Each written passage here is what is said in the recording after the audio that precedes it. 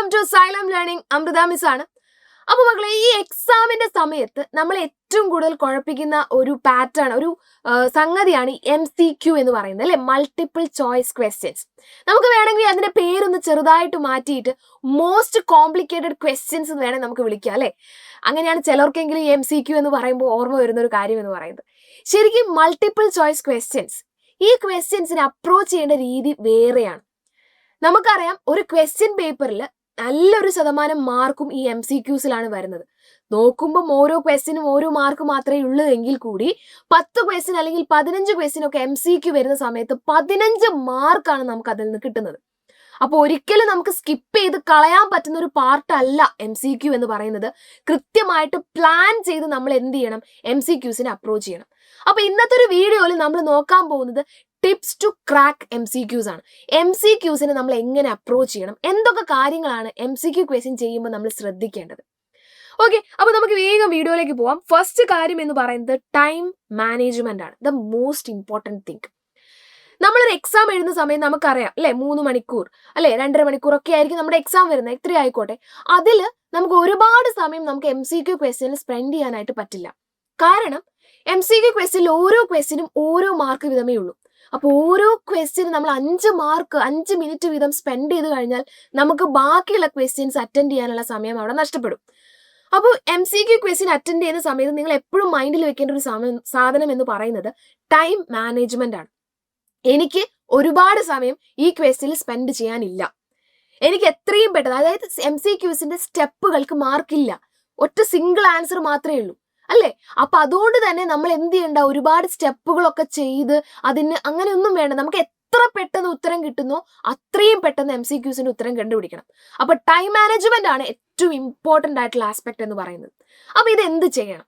നിങ്ങൾ ചെയ്യേണ്ടത് ഫസ്റ്റ് തന്നെ ക്വസ്റ്റ്യൻ പേപ്പർ കിട്ടുമ്പോൾ MCQ ക്വസ്റ്റ്യൻ ചെയ്യാൻ തുടങ്ങുമ്പോൾ ഒറ്റ റീഡിങ് ഫസ്റ്റ് മുതൽ ലാസ്റ്റ് വരെ ആ MCQ ക്വസ്റ്റ്യൻ മുഴുവനായിട്ട് വായിച്ചു നോക്കുക.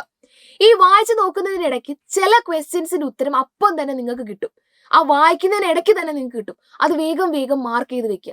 അത് നിങ്ങളുടെ സെൽഫ് കോൺഫിഡൻസ് ബൂസ്റ്റ് ചെയ്യാനും നിങ്ങളുടെ ബ്രെയിൻ ഒരു റിഫ്രഷ്മെന്റും ആയിരിക്കും. എനിക്ക് പറ്റും എന്നൊരു തോന്നൽ വരും.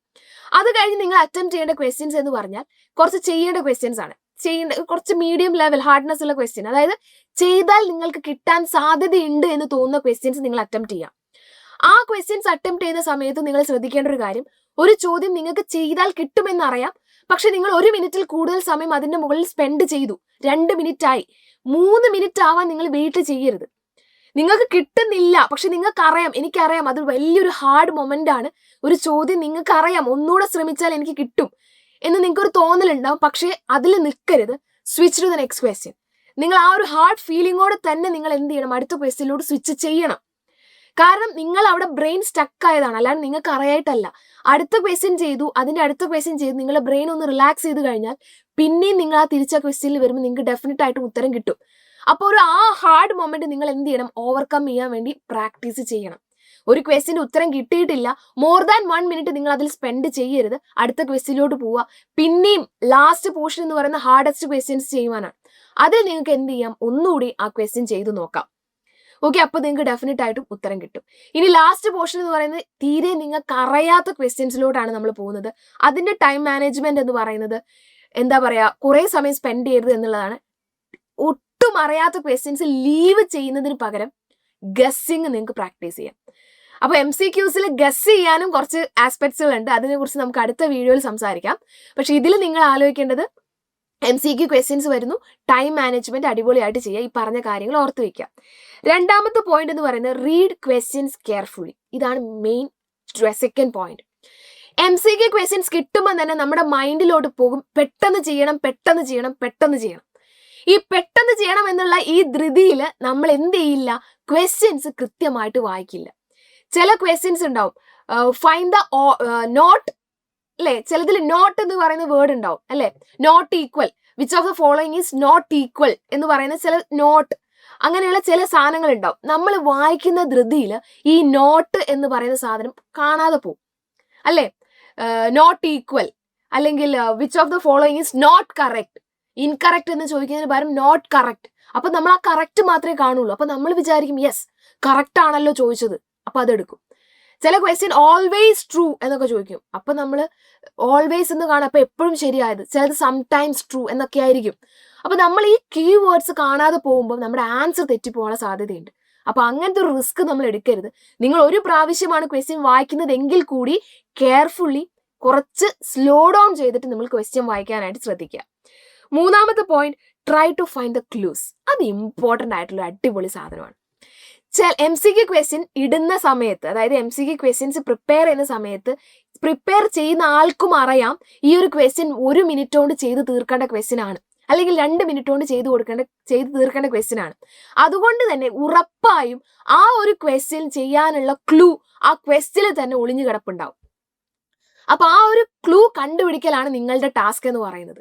നിങ്ങൾക്കറിയാം മാത്സിൽ ഒരു ക്വസ്റ്റ്യൻ ചെയ്യാൻ ഒരുപാട് വഴിയുണ്ട്. ചില ചോദ്യങ്ങൾ ചെയ്യാൻ ഡിഫിക്കൽട്ടായ വഴിനേക്കാളും ഈസി ആയിട്ടൊരു വഴി ഇരിപ്പുണ്ടാകും. അപ്പൊ അതും നമ്മളെ ക്വസ്റ്റ്യനിൽ തന്നെ ഇരിപ്പുണ്ടാവും. അത് നിങ്ങൾ ഫൈൻഡ് ചെയ്യാൻ വേണ്ടി പഠിക്കണം. ഇനി വേറൊരു സീക്രട്ട് പറയാം. നമ്മളുടെ MCQ ക്വസ്റ്റ്യൻസിൽ ക്വസ്റ്റ്യനിൽ നിന്ന് ആൻസറിലോട്ട് വരണം എന്നൊരു നിർബന്ധവും ഇല്ല. ആൻസറിൽ നിന്ന് ക്വസ്റ്റ്യനിലോട്ട് പോവുകയും ചെയ്യാം. ഓക്കെ, അപ്പൊ നിങ്ങൾ ചെയ്യേണ്ടത് ഒരു ക്വസ്റ്റ്യൻ കിട്ടുമ്പോൾ ഓപ്ഷൻസ് വായിച്ചു നോക്കുക. ചില ക്വസ്റ്റ്യൻ ഓപ്ഷൻ നോക്കിയാൽ നമുക്ക് ഉത്തരം കിട്ടും ക്വസ്റ്റ്യനേക്കാളും. അപ്പൊ അങ്ങനെയും നിങ്ങൾക്ക് എന്ത് ചെയ്യാൻ പറ്റും, ആൻസർ കണ്ടുപിടിക്കാൻ വേണ്ടി പറ്റും. ചില ക്വസ്റ്റ്യൻസിൽ തീരെ ബന്ധമില്ലാത്ത 4 ഓപ്ഷൻസും കറക്റ്റ് ആൻസറും ആയിരിക്കും. അപ്പൊ നിങ്ങൾക്ക് എന്ത് ചെയ്യാം, ഓപ്ഷൻസ്, ഉത്തരമല്ലാത്ത ഓപ്ഷൻസ് കട്ട് ചെയ്ത് കളഞ്ഞ് നിങ്ങൾക്ക് ഉത്തരം കണ്ടുപിടിക്കാനായിട്ട് പറ്റും. അങ്ങനെ ഒരുപാട് ക്ലൂസ് MCQ ക്വസ്റ്റ്യൻസിൽ ഒളിഞ്ഞു കിടപ്പുണ്ടാവും. അപ്പൊ അത് കണ്ടുപിടിക്കാനായിട്ട് നിങ്ങൾ ശ്രമിക്കണം. ഇനി ഇതൊക്കെ എങ്ങനെ സാധിക്കും എന്ന് ചോദിച്ചു കഴിഞ്ഞാൽ പ്രാക്ടീസ്. എത്രത്തോളം ക്വസ്റ്റ്യൻ നിങ്ങൾ പ്രാക്ടീസ് ചെയ്യുന്നു അത്രയും അടിപൊളിയായിട്ടും അത്രയും കുറഞ്ഞ സമയം കൊണ്ട് നിങ്ങൾക്ക് MCQ ക്വസ്റ്റ്യൻസ് ചെയ്യാനായിട്ട് സാധിക്കും. ഓക്കെ, അപ്പൊ നിങ്ങൾ വിചാരിക്കും മിസ് ഇതൊക്കെ മിസ് പറയുന്നുണ്ട്, ഇതൊക്കെ ഞങ്ങൾക്ക് എവിടുന്നാ കിട്ടുക? മക്കളെ, ഇതിനാണ് നമ്മുടെ സൈലത്തിന്റെ ഓൺലൈൻ ട്യൂഷൻ ബാച്ച് വരുന്നത്. ഈ ഒരു ബാച്ചിൽ നമ്മൾ കൃത്യമായിട്ട് നിങ്ങളെ ഓരോ ക്ലാസ് കഴിയുമ്പോഴും MCQ ക്വസ്റ്റ്യൻ പ്രിപ്പയർ ചെയ്യാനും അതേപോലെ ഓരോ ചാപ്റ്റർ കഴിയുമ്പോഴും നിങ്ങൾക്ക് മോഡൽ ക്വസ്റ്റ്യൻ പേപ്പേഴ്സും പ്രൊവൈഡ് ചെയ്യുന്നുണ്ട്. അതേപോലെ ക്വസ്റ്റ്യൻ പേപ്പർ ഡിസ്കഷൻസ് ഉണ്ട്, ലൈവ് ക്ലാസ്സുകളുണ്ട്. അങ്ങനെ നിങ്ങൾക്ക് വേണ്ട എല്ലാം തന്നെ കൃത്യമായിട്ട് സിസ്റ്റമാറ്റിക്കലി ഡിസൈൻ ചെയ്തിട്ടാണ് നമ്മുടെ സൈലന്റ് ക്ലാസ്സുകൾ പോകുന്നത്. അപ്പൊ ഇപ്പൊ നമുക്ക് ഓഫർ പ്രൈസിലും കൂടിയാണ് നമ്മുടെ സൈലന്റ് ക്ലാസ്സുകൾ കിട്ടുന്നത്.